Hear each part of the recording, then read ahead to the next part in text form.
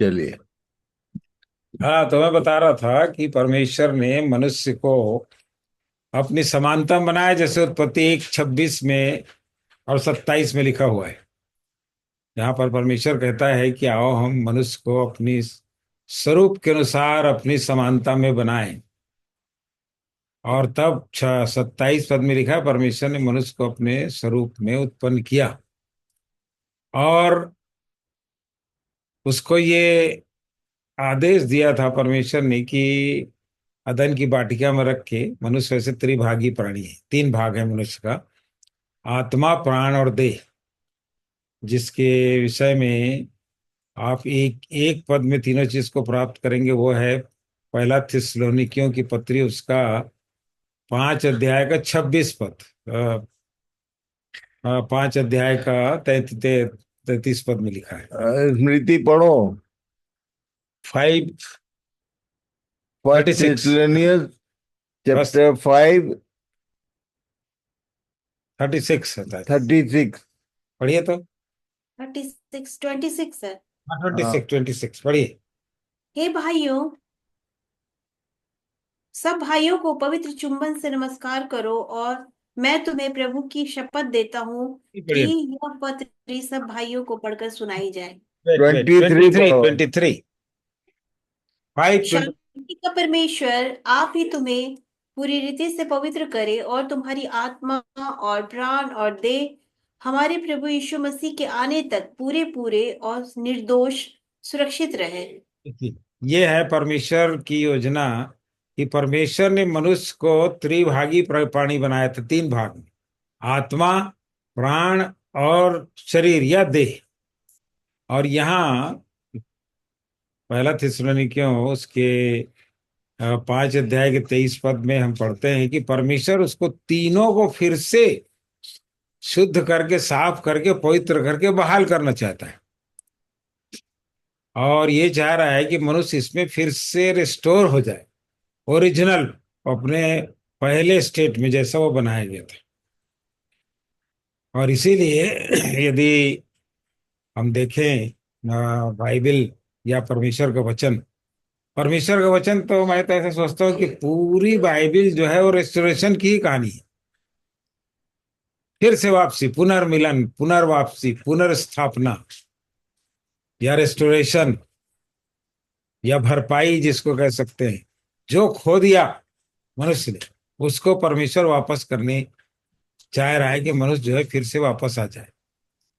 और यही सबसे पहली चीज जो मनुष्य ने खोया जब उसने पाप किया, उत्पत्ति 3 अध्याय में परमेश्वर की आज्ञा का उल्लंघन किया और उस वर्जित फल को, जिसको परमेश्वर ने मना किया था कि उसे मत खाना, उसे खाया, तो सबसे पहली चीज उसकी जो खोई, यही तो खोई है, परमेश्वर का स्वरूप ही तो खो दिया उसने। और तब से वो मनुष्य जो है खोए हुए स्वरूप में परमेश्वर का स्वरूप खो दिया है। मानव का स्वरूप या आदम का स्वरूप, जैसा हम पढ़ते हैं उसमें उत्पत्ति 5 अध्याय में, उसके 1 से 3 पद को पढ़िए तो। उत्पत्ति 5, जेनेसिस 5, 1 से 3 पढ़िए तो।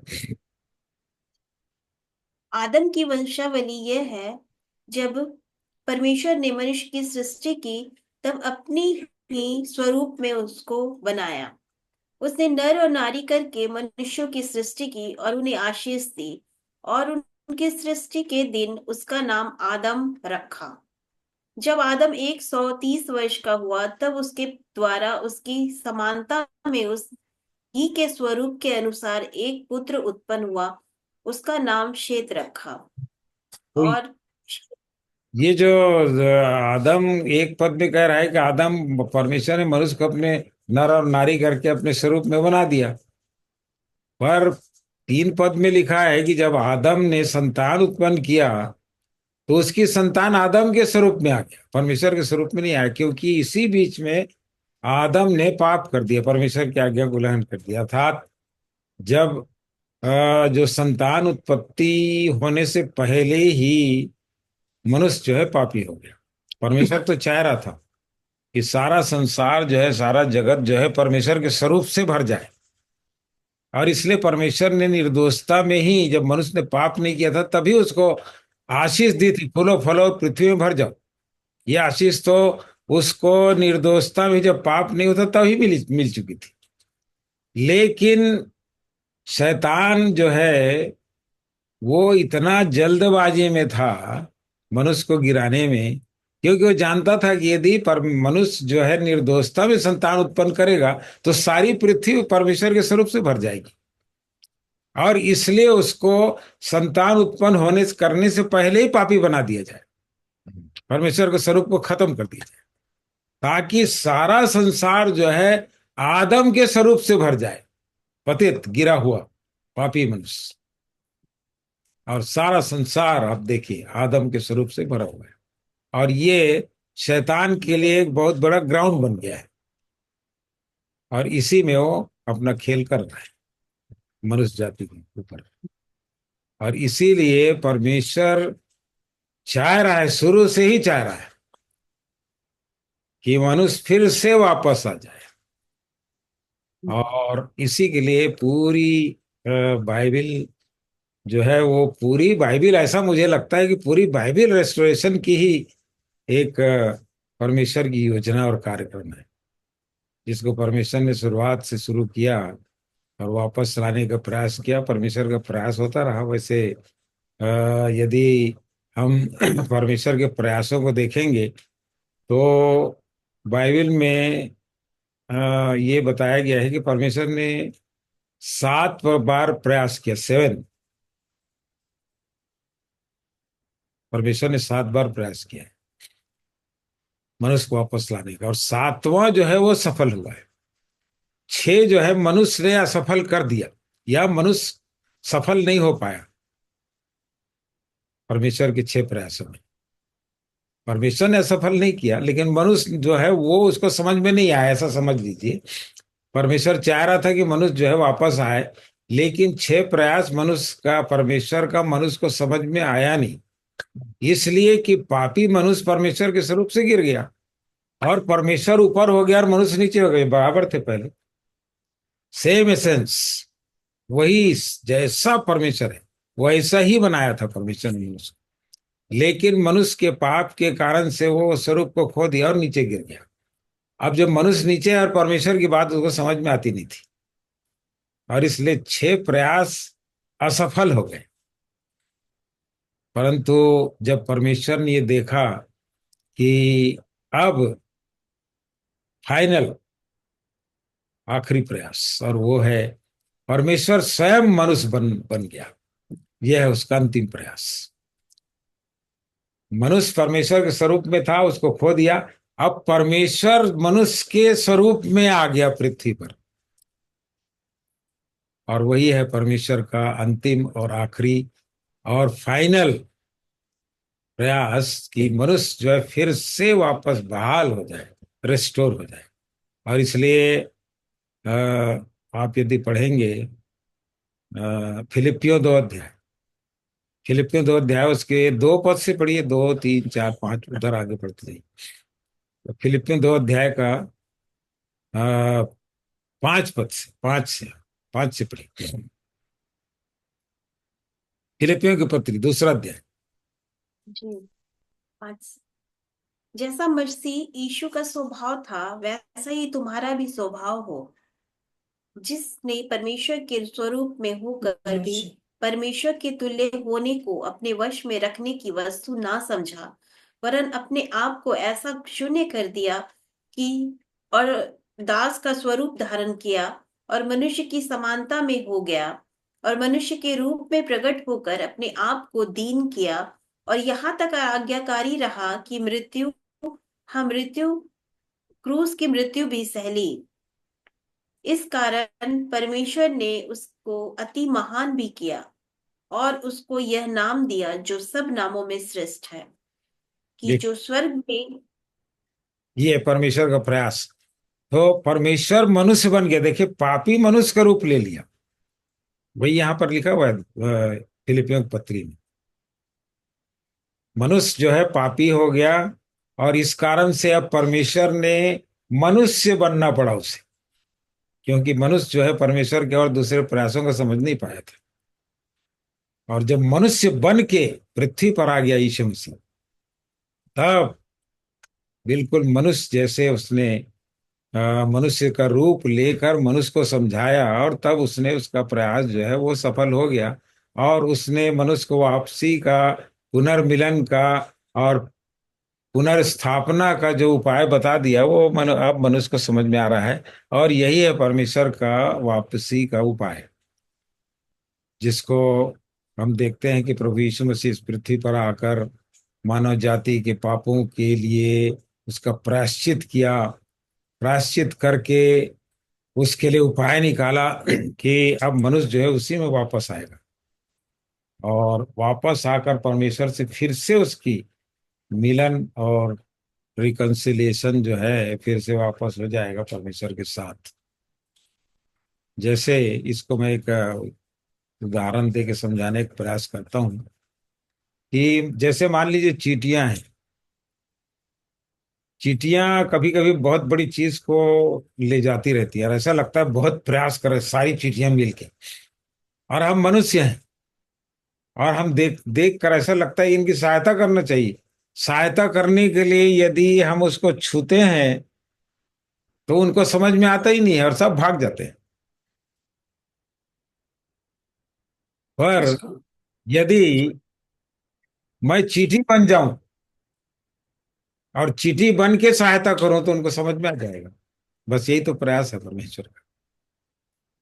परमेश्वर ने बहुत प्रयास किया था इसके पहले, 6 प्रयास असफल हुआ, और इसलिए Jesus is the seventh edition, ऐसा कहा जाता है, 7वां प्रयास है परमेश्वर का।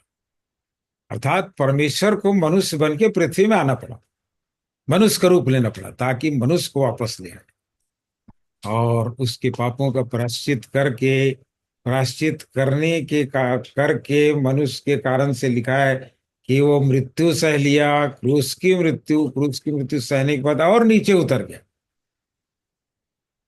स्वर्गलोक तक, और वहां से वो जी उठकर फिर मनुष्य को जो है वापस जाने आने के लिए एक मार्ग खोल दिया। इसलिए रोमियो की पत्री उसका 8 अध्याय का 28 पद पढ़िए तो क्या लिखा है, 8:28। रोमन्स 8:28। और हम जानते हैं कि जो लोग परमेश्वर से प्रेम रखते हैं उनके लिए सब बातें मिलकर भलाई ही को उत्पन्न करती है, अर्थात उन्हीं उन्हीं के लिए जो उसकी इच्छा के अनुसार बुलाए हुए हैं। 9 भी पढ़ दीजिए, 29। क्योंकि जिन्हें उसने पहले से जान लिया है उन्हें पहले से ठहराया भी है कि उनके उसके पुत्र के स्वरूप में हो, ताकि वो बहुत भाइयों की में पहला उठा ठहरे। ये यहाँ पर ये बताया गया है यीशु मसीह को, जब वो जी उठा तो उसने उसका नाम बदल गया है। पहले जब वो आया था इस पृथ्वी पर, भेजा था परमेश्वर ने, जॉन 3:16, तब उसमें लिखा है कि वो इकलौता पुत्र था, he was the only begotten son of God. तब इस पृथ्वी पर परमेश्वर का कोई पुत्र था ही नहीं यीशु मसीह के सिवाय। कोई भी परमेश्वर के स्वरूप में यीशु मसीह परमेश्वर का पुत्र था ही नहीं। लेकिन जब यीशु मसीह ने मनुष्य के लिए प्रायश्चित कर दिया और अपना लहू बहाया और पापों की क्षमा के लिए द्वार खोला, मर कर जब जी उठ गया, जी उठने के बाद, जी उठने वालों में पहला उठा ऐसा लिखा, तो उसका नाम जो है फर्स्ट बॉर्न हो गया, पहला उठा। क्यों पहला उठा हो गया? अब जितने लोग यीशु मसीह के स्वरूप में वापस आएंगे, यीशु मसीह के जैसे स्वरूप में वापस आ जाएंगे, उनके लिए प्रभु यीशु मसीह ने द्वार खोल दिया परमेश्वर के घर में आने का। अर्थात परमेश्वर के परिवार में, परमेश्वर के फैमिली में वापस आने का एक मार्ग खोल दिया। इसलिए उसका नाम यहाँ पहलौठा हो गया है। एकलौता से पहलौठा हो गया। पहले एकलौता था, अब वो पहलौठा हो गया, ताकि जो भी अब जितने उसके बेटे और बेटियां यीशु मसीह के स्वभाव में, बहुत भाइयों में, अर्थात वो सब भाई, जितने भाई बहन उसके आने वाले हैं परमेश्वर के परिवार में उसको ग्रहण करके, उनके लिए द्वार खोल दिया उसने। ताकि परमेश्वर के परिवार में, परमेश्वर के फैमिली में मनुष्य वापस आ जाए और उसका एक बड़ा परिवार इस पृथ्वी पर बन जाए, जिसको रिस्टोर करना चाहता है परमेश्वर, और अपने परिवार को पृथ्वी पर स्थापित करना चाहता है। ये उसकी योजना थी कि सारी पृथ्वी परमेश्वर के स्वरूप ही स्वरूप से भरे। परंतु ये बिगड़ गया, और बिगड़ने के बाद फिर से वापसी का उपाय हो रहा है, जिसको प्रभु यीशु मसीह के द्वारा ही हम प्राप्त कर सकते हैं और उसी के द्वारा वापस पा सकते हैं। और इसको बहुत सिंपल तरीके से प्रभु यीशु मसीह ने यूहन्ना 3:16 में समझा दिया, यूहन्ना 3 अध्याय में समझाया है। जब निकोदेमुस जो है यीशु मसीह के पास आया था, तो प्रभु यीशु मसीह ने उसको समझाया कि अ, ठीक है, तो शास्त्री फरीसी है और यहूदियों का सरदार है, सब कुछ है, तो बूढ़ा हो गया है, और तो यहाँ तक कि इजरायलियों का शिक्षक है, गुरु है, लिखा हुआ है 10 पद। परंतु यीशु मसीह ने कह दिया कि इसके तेरे ये कोई भी क्वालिफिकेशन जितना तू लेकर आया है मेरे पास, इससे स्वर्ग नहीं जा सकता, परमेश्वर के राज में नहीं जा सकता। परमेश्वर के राज्य में तुझे जाना है तो तुझे नए सिरे से जन्म लेना अवश्य है। You have to be born again, you must be born again, ऐसा कहा प्रभु ने। तुझे नए सिरे से जन्म लेना अवश्य है, क्योंकि माता और पिता से जो जन्म होता है वो आदम का स्वरूप है, और आदम का स्वरूप पतित है, गिरा हुआ है। वो स्वर्ग कभी नहीं जा सकता, परमेश्वर के राज में जा ही नहीं सकता, उसके लिए रास्ता बंद हो चुका है। पर जब वो नया जन्म प्राप्त करता है, बीइंग बॉर्न अगेन, फिर से जो नया जीवन उसके अंदर आता है, प्रभु यीशु परमेश्वर के उपाय के अनुसार, जिसको प्रभु यीशु मसीह ने 3:5 में फिर समझाया उसको, कि जब तक मनुष्य जल और आत्मा से न जन्मे तो परमेश्वर के राज में प्रवेश नहीं कर सकता। तो ये जो प्रभु यीशु मसीह के स्वरूप में आना है, वो यही है उसका उपाय, कि हमें परमेश्वर के स्वरूप में आने के लिए जल और आत्मा से जन्म लेना है। अब इसको समझना है, और तो वही यूहन्ना ने अपनी पत्री में समझाया। यूहन्ना यूहन्ना की पत्री, उसका लेटर, 5 अध्याय देखिए पीछे बाइबल के, यूहन्ना की पत्री 5वां अध्याय, उसके 6, 7, 8 को पढ़िए क्या लिखा हुआ है। 5वां अध्याय का 6, 7 और 8, 6, 7, 8, पहली पहली पहली पहली पहली पत्री पहली पांच पत्री अध्याय 5 अध्याय 6, 7 और 8। संसार पर जय पाने वाला कौन है? केवल वह जिसका ये विश्वास है कि यीशु परमेश्वर का पुत्र है। यही है वह जो पानी और लहू के द्वारा आया था, अर्थात यीशु मसीह। वह न केवल पानी के द्वारा वरन पानी और लहू दोनों के द्वारा आया था, और और 8, जो गवाही देता है हाँ पढ़ी पढ़ी, 8 तक पढ़ी। और जो गवाही देता है वह आत्मा है, क्योंकि आत्मा सत्य है।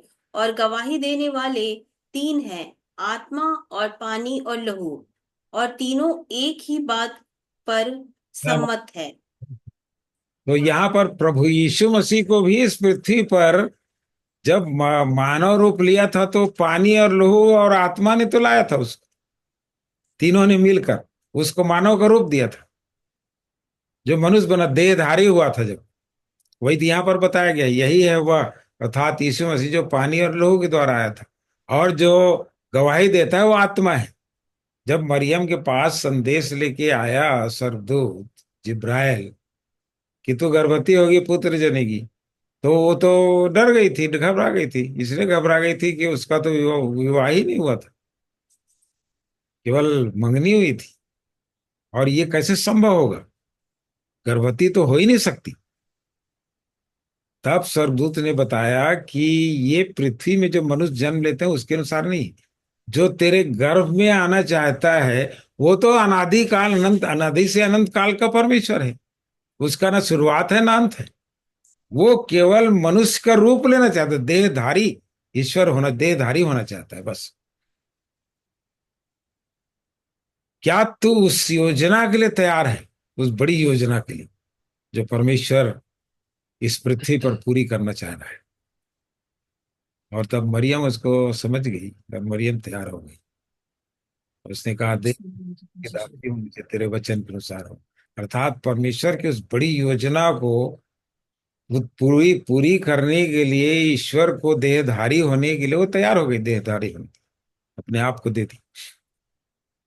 और तब स्वर्गदूत ने कहा, पवित्र आत्मा तुझ पर उतरेगा, देखिए, और परम प्रधान की सामर्थ तुझ पर छाया करेगी, इसलिए वो पवित्र जो उत्पन्न होने वाला है परमेश्वर का पुत्र कहलाएगा।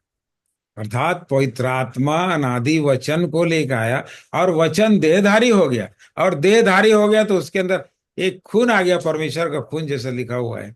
और इस प्रकार से ये आत्मा पानी अर्थात परमेश्वर का वचन, पवित्र आत्मा, वचन और खून, ये तीनों यीशु मसीह को इस पृथ्वी पर लाए थे, देहधारी किए थे। एग्जैक्टली यही चीज यीशु मसीह निकोदेमुस को समझा रहे थे कि यदि तुझे परमेश्वर के राज्य में प्रवेश करना है तो आत्मा, पानी और लहू ही चाहिए। वही पुत्र का रूप हमारे अंदर उत्पन्न करता है, स्वरूप उत्पन्न करता है। अर्थात एक व्यक्ति जब आता है, पश्चाताप करता है, अपने पापों को मानता है, यीशु मसीह के बलिदान को ग्रहण करता है, उसके लहू साफ हो जाता है, धुलता है। और उसके लहू से जब धुल जाता है, सफाई हो जाती है उसके जीवन की, तो वचन जो है वो उसके अंदर वचन को लेके आता है, जल। पहला पतरस 1 का 23 पढ़िए। पहला पतरस की पत्री 1 अध्याय का 23 पद, 23, 123, 1 पीटर 1:23।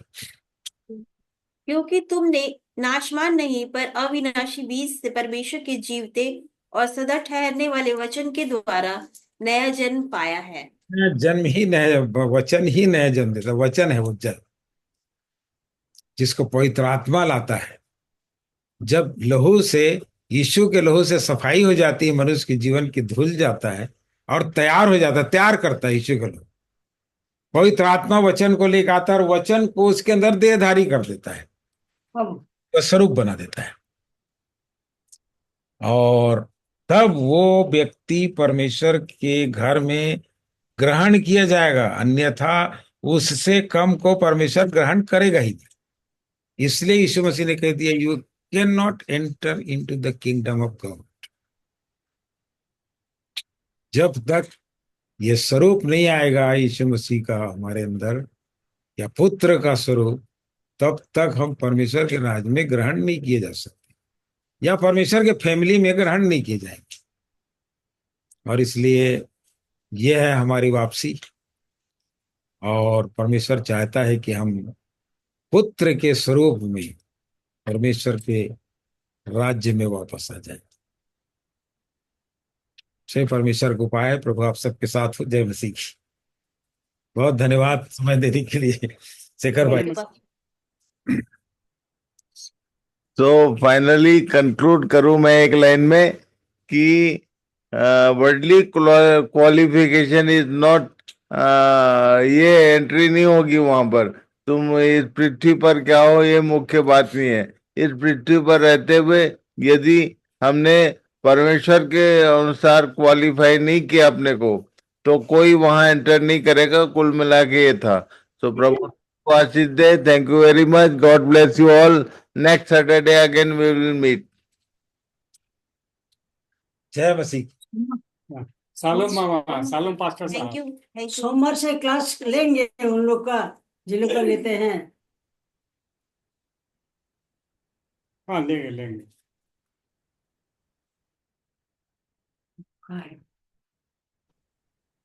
तो बोले ही लेंगे सोमवार। हाँ।